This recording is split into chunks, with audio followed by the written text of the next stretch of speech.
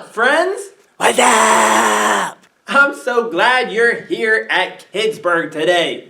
We've been having a great time at our block party all month, and we have been getting to know each other really well. You guys have done a great job at showing friendship. What's friendship, you ask? Well, let's say it together in your best robot voice. Friendship is using your words and actions to show others you care. Nice. Hey, today we are learning that friends encourage one another. One way to encourage each other is by using your words. So we're going to practice that here before our Bible lesson. Now, we are going to have a special seat up front, and whoever is sitting in this seat will be encouraged. You look great. You are so kind. I love hanging out with you. Here's how it works. The first person to come up into the encouragement seat is your life group leader. When I put 30 seconds up on the clock, you can raise your hand if you have something encouraging to say about her. When she calls on you, give her your best encouragement. At the end of 30 seconds, she will pick out the most creative and awesome encouragement she got from one of you. Whoever she picks will then come up and sit in the encouragement seat next. And we'll put up another 30 seconds on the clock, and everybody can put your hand up, and the person in the encouragement seat will call on you, and you can say your best encouragement for that person. At the end of 30 seconds, that person will pick who said the most awesome creative encouragement about me, and then that person will come up and we'll do it all over again. You got it? All right, hopefully by now, your life group leader is sitting down in the seat. Get ready to say something encouraging about her, and 30 seconds on the clock now. Hey, if you're joining us at home, you can do this as a family. Instead of having your life group leader go first, pick your parent to go first and go through the whole family and say something encouraging about each other.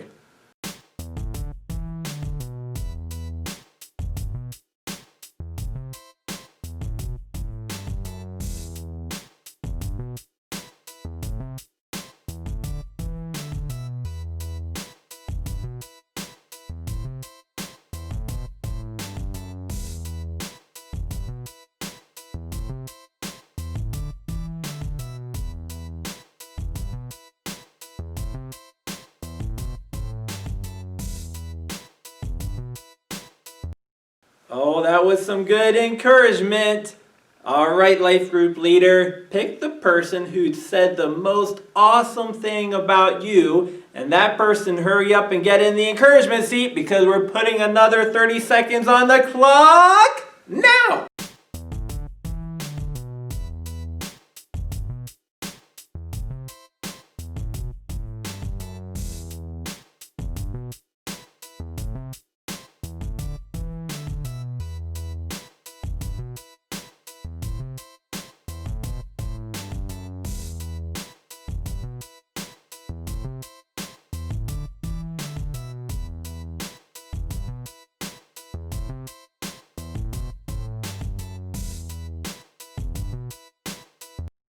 Oh, wow! I wish I could be in the encouragement seat, but it's time for another person. So, whoever was just up there, pick the person who said the most encouraging thing about you and get them in that seat because we're going to encourage them in these next 30 seconds. Here they go now!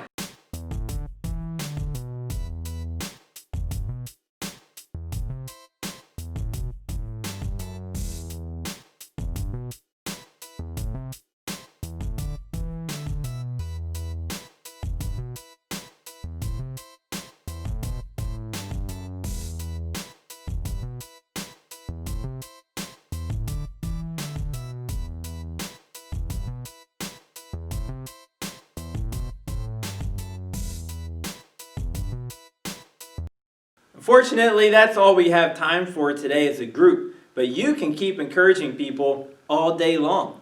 Right now, we're going to all stand up and encourage God with our words because He really is awesome and deserves our praise. So let's stand up and sing some awesome encouragement to God.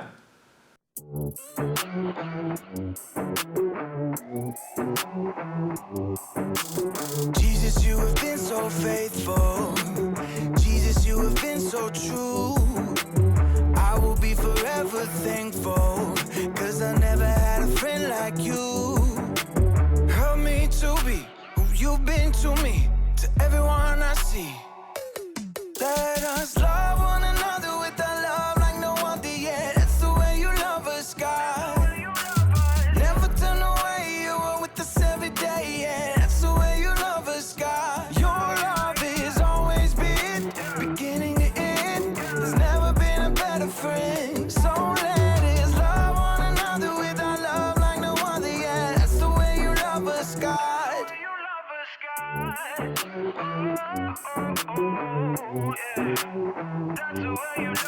You with me in the darkest valley. You with me on the mountaintop. I'm thankful that you never leave me, and that your love will never stop. Help me to be who you've been to me, to everyone I see. Let us love one another with a love like no other yet. That's the way you love us, God. Never turn away, you are with us every day, yeah. That's the way you love us, God. Your love is always been beginning to end. There's never been a better friend. So let us love one another with our love like no other, yeah. That's the way you love us, God. I wanna thank you for being a friend who's always by my side. I wanna thank you for the way you love me all my life. I wanna thank you for being a friend who's always by my side. I wanna thank you for the way you love me all my life. Love one another with a love like no other, yeah. That's the way you love us, God. Never turn away, you are with us every day, yeah. That's the way you love us, God. Your love is always been beginning to end. There's never been a better friend. So let us love one another with our love like no other, yeah. That's the way you love us, God. Good job singing, guys. Let's do our verse together. A friend loves at all times. They are there to help when trouble comes. En todo tiempo, ama el amigo. Good job singing and doing those motions. You can have a seat. Today in our Bible story, we're going to learn about two friends in the Bible who encourage one another, because that's what friends do. However, these friends didn't so much do it through their words as spending time with each other when otherwise they might have been lonely. Check out their story. Come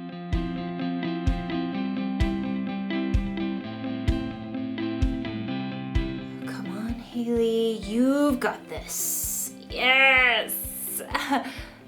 You ever notice with games like this, there's never really a winner. There just seems to be one big loser. That's how I feel with most games. It doesn't seem to matter how much I practice, I can't ever seem to win. It's true with everything. Badminton, lawn bowling, frisbee golf. It can be kind of discouraging. I need a little cheering up, which is where friendship comes in. Friendship is using your words and actions to show others you care. Sometimes it helps to have friends around to kind of be like cheerleaders. Come on, Haley, hit that birdie over the net all the way to Camp Birdie. You've got this, Haley. Concentrate, concentrate. Okay. Yeah! Woo! I knew you could do it. Woo! A little encouragement goes a long way. And in today's story, you'll learn about two guys whose friendship was built on encouragement.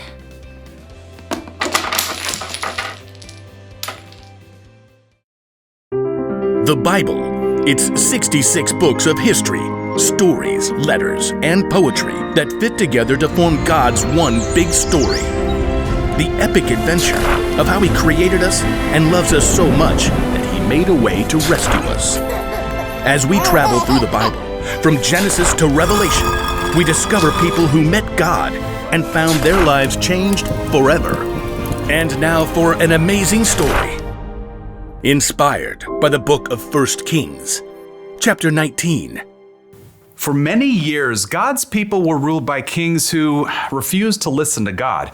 So God sent prophets to speak His words. One was a man named Elijah. I serve the Lord. Elijah did amazing things through God's power, like calling for rain after 3 years of drought and bringing a dead boy back to life. But being a prophet was a lonely, difficult life. After the evil queen Jezebel threatened his life, Elijah fled to Mount Horeb. God, I've been committed to you, but the people have turned their backs on me. I am the only prophet left. God already had an answer to Elijah's pleas. A friend. Go back the way you came. Anoint Elisha from Abel-Meholah as the next prophet after you. So Elijah tightened his belt and set out along the road. When he finally reached the town, he noticed several young men plowing with a dozen pair of oxen. And in the very last field, he noticed one of the young men struggling to keep his oxen in line. Get up there, Ham. Move along, Burger. God, is that Elisha? He's just a small town kid. What does he have? Does he have what it takes to be a prophet? But God had chosen Elisha, so Elijah tramped through the muddy field to greet the young man. Elisha. Elisha blinked in surprise when he saw the prophet. Whoa, Burger. Elijah marched right up to Elisha and threw his very own cloak over the young man's shoulders. It was a sign that God had chosen Elisha to be Elijah's assistant. Me? You're choosing me? Elijah turned and walked away. Elisha dropped the reins and ran after. Wait, just let me say goodbye to my family. Then I'll come with you. Go right ahead. I'm not making you do anything.